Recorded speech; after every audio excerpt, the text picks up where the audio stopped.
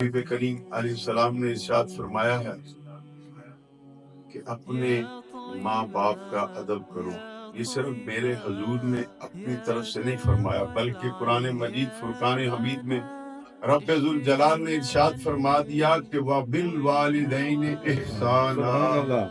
محترم بھائیو، بات ہے کہ اللہ رب العزت نے ارشاد فرمایا اپنے ماں باپ کے ساتھ حسن سلوک کرو.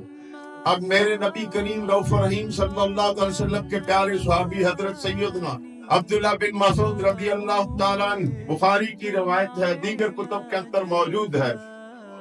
آپ فرماتے ہیں کہ ہم نبی کریم رؤوف رحیم صلی اللہ علیہ وسلم کی پاک بارگاہ میں حاضر ہوئے، عرض کی یا رسول اللہ صلی اللہ علیہ وسلم، اللہ کے نزدیک سب سے محبوب عمل کون سا ہے؟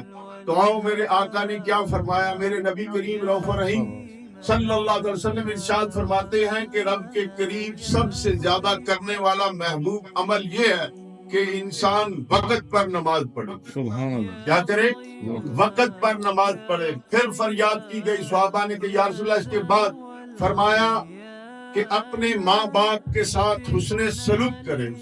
پھر عرض کی گئی تو فرمایا جہاد فی سبیل اللہ. محترم بھائیو، بات ہے کہ نبی کریم رؤوف رحیم صلی اللہ علیہ وسلم نے ارشاد فرمایا وقت پر نماز پڑھنا.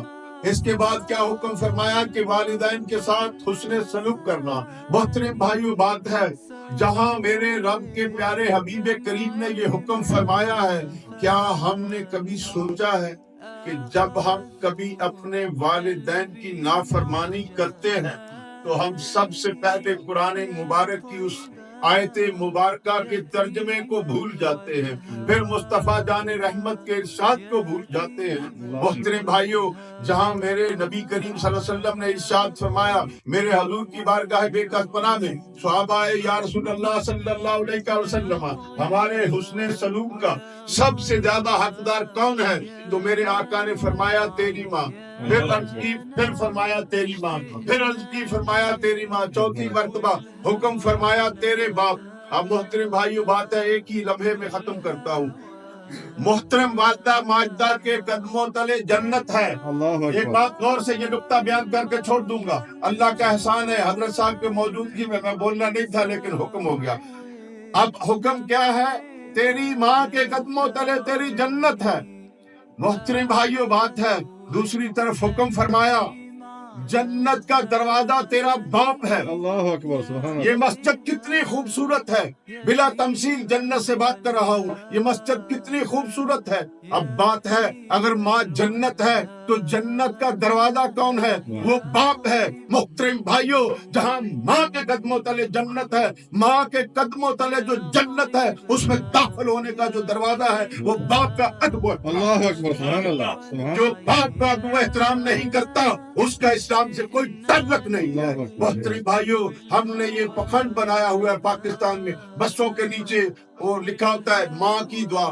یہ وہ کتنے ڈر گیا. وہ ماں تیری وہ ہے جس کے لیے حکم ہے کہ وہ اپنے خامد کی اطاعت و فرما برداری کرے. اگر وہ اپنے خامد کی اطاعت و فرما برداری نہیں کرتی تو محترم بھائیو ماں کی بھی عبادت قبول نہیں ہے. اس لیے ماں کو چاہیے اپنی اولادوں کو اپنے باپوں کی بھی قدر سکھائیں. جہاں ہم نے ماں کی قدر کرنی ہے وہاں باپوں کا بھی ادب و احترام کرنا ہے. اللہ تعالیٰ ان علماء کرام کا، اکابرین کا سایہ سلامت و باکرامت رکھے.